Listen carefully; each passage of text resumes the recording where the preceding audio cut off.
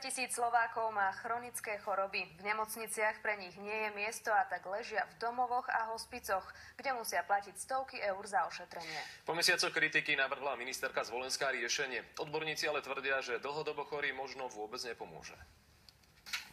Pán Štefan je dlhodobo chorý, má niekoľko diagnóz. V nemocnici miesto nie je. Leží v domove sociálnych služieb, kde sa o ňoho starajú sestry.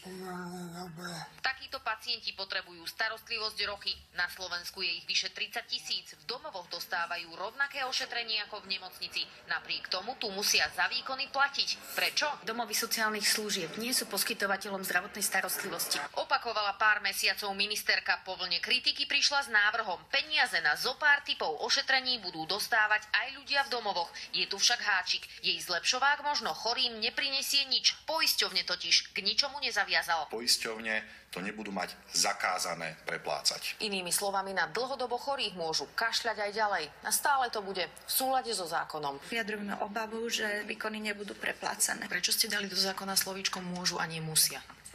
V prípade, že by sme dali musia, alebo poisťovne by boli nútené platiť, by to bolo z našej strany nie právne úplne čisté. Tvrdí štátny tajomník Zuzany Zvolenskej. Analytik vraví, že je to výhovorka.